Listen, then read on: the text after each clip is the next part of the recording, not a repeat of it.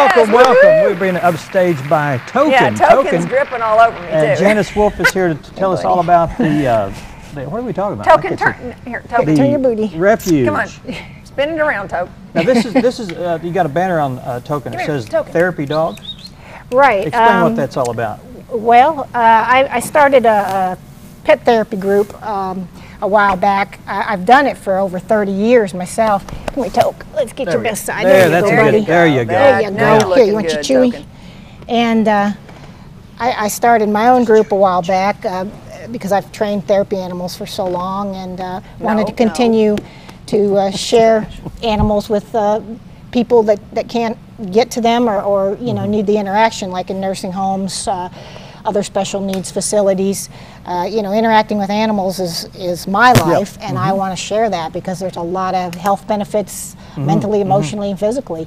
And Token's, he's actually just a puppy. He's in training. He's 11 months old. But is this your personal dog? Yes, yes. Now, why did you pick a dog like this? I mean, this is a huge dog. Well, some people like huge dogs. Dan's concerned about how much he eats. Well, I have a lot of huge dogs. I rescue, of course, a lot of different animals, but I specialize. Can you keep that down? You're a little loud. It's like a tree he's eating down here. I specialize in large breeds and special needs animals. And the wolfhounds, I have 5 of these at home, actually. Really? And Holy Token's, cow. like I said, just a puppy. He's 11 months old. But he just has, they're all very gentle, good personalities, but he had a real personality for therapy work. Just loves everybody.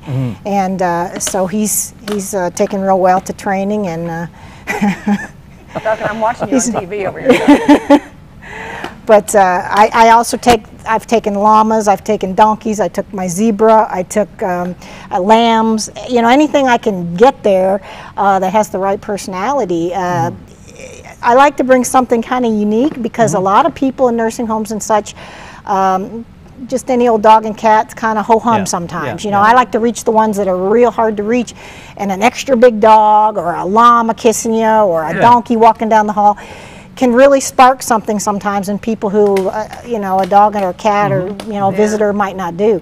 So I find the extra big dogs, a few people are afraid of them, you know, but other people, you know, they don't have to bend over. They're right there, wheelchair accessible. So, well, the way he's chewing on that chew stick, boy, you know, he's got a lot bigger mouth than I do.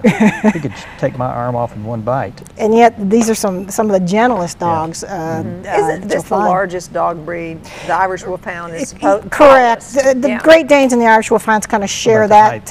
It kind of goes back and forth, but traditionally, yes, they are the largest. What he's eating there, is like a piece of siding off a house or something? something? Rawhide, Daniel. It sounds It's like ripped off the side of your car. That's your bumper, Daniel. Sounds like yeah, it's just some ligament type stuff. Well, you know, he's whittling that thing down really quickly. I'm just wondering. My foot's really close, and I just wonder if he's going to start chewing. Oh, that won't taste near as good. He'll turn loose of it after he gets one taste. When did you know early on in your life that you liked to be what you are today, an animal lover? I was born to it. My earliest memory, I wasn't even 3 years old yet, and I rescued a pelican. I was in Key West living, and it's just something I always was drawn to. And from the time, you know, I was tiny, people would bring little baby birds and you know, orphans, and I just did that my whole life when I could. And when I finally got here and got a piece of land where I could do it on a larger scale. This has got to be expensive for you, though. Well, it is, and you know, I used to work 3 jobs to do it, and the last couple of years I haven't been able to work due to a bout with tick fever that's left me, you know, kind of compromised. But luckily Lurch, my famous guy that I was lucky enough to raise and come upon, became quite famous. And now so that was the big bull? The big Lurch was the Guinness World Record, Watusi. You know, he was a gift to the Refuge and myself because he brought in a lot of visitors that in turn saw what I was trying to do and would sometimes leave donations. And, you know, literally that's allowed me to save more animals. And, you know, where are you located? Where's your refuge I'm located? just out between Midway and Gassville, actually. I'm in the Monkey Run suburbs. Okay. Just on the backside. And, you know, I started with just 1 or 2 needy animals, and it's grown to about 60. And I think you're more well known here in the last few years to be picked up by I can't think of her name now. Ellen DeGeneres. I was on her show, and some other shows. And they raised some money for you to build a facility, or right? They were in charge of that actually. They got a barn. I never had a barn, so that I've got a barn now, and and that just allows me to save some more critters. And lately I've been concentrating on dogs. The need is so great. Well, it's great for everything, but I get calls from all over the country, literally, to take in animals that no one else will take, either because they're so neglected and abused or so injured. How do they find you? My name's out there. Believe me, I get at least 50 please a day. Just please take this one, please take this one, save this one. It's hard because I can't, and I have to really go where my heart leads me and take what I can and pray for the rest. But I've got about 30 dogs right now at home. And well, where did you get a hold of Token at? Well, Token was actually from Indiana, but he's actually a gift to me. I do holistic medicine and study a lot on alternative things for a lot of my critters, because a lot of them actually are referred by vets who have given up.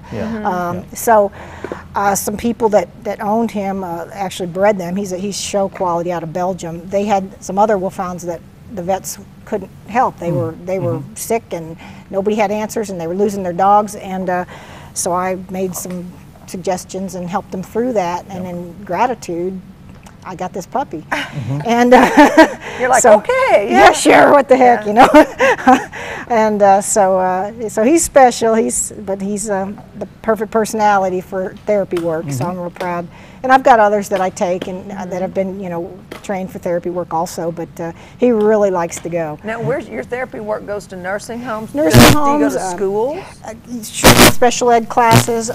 We can even do individuals. If there's early on when we started this last fall, had a gentleman that was fixing to have a major surgery the next day, and he was afraid and just wanted some comfort, and asked for a dog to come to his home and just be with him for a little while, and we can do that also. It's amazing, what comfort they can bring to a lot of people when you just maybe don't want a person sitting there talking to you or feeling like you have to talk. Or if you're just too ill to take care of a dog. Well, even for a day, sometimes you're just too tired to deal with people because you feel like you have to interact, and a dog will just sit there with you. He'll do what you need him to do, and so animals can really fill a void for a lot of people. Do you have any specific needs right now that you want our viewers to know about? Or? There's always a great need for foster homes, because I'm trying to do 30 dogs on my own, and my house is literally 500 square feet. So, and it's full, and the pens are full, and I could save more if I had somewhere else, to put them. Adoptions. I've got some great dogs for adoption right now. I've got some purebred German Shepherds. I've got some nice mixes, and I do, they're all vetted. They're evaluated, so I can tell you the good, the bad, the ugly, and if make a good match for you. I can, and I'm always there afterwards for the life of the animal. To support you, to help you, to take it back if need be. I mean, always. So you can give guidance to these. Always help these people learn want it to work. My animals especially, most of them I take in, some of them come from bad situations. I mean, on death's door, some of them. So when I put that much into them, and it's all out of my own pocket, so I want to feel real special, and I've got some really neat dogs right now, and just looking for a great home, Now, are your wolfhounds all for adoption? Or no, the wolfhounds are keepers. Those are yours. Wolfhounds are keepers.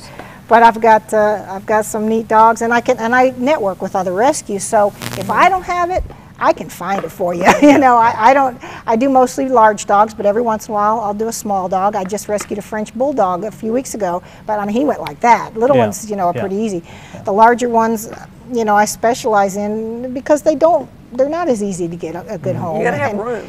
And actually a lot of the bigger dogs are mellower than some of the small ones. People don't realize how they're actually easier in a lot of ways, but but small dogs, they're cheaper to feed and whatnot. Well, Janice, he's making a mess for you on the carpet. That's fine. You probably don't need any more phone calls from people wanting to give you dogs, but I think that we've got contact information if people want to help adopt or be a mentor for some of these animals. If they're interested in all, I can give them information. My number is 430-5783. And I'm also on Facebook. If anyone's on Facebook, I have a fan page under Rocky Ridge Refuge, and there's pictures of the dogs available and a lot of other things. I try to educate people just on animals in general and what's going on in the world, and you know, try to get people to help.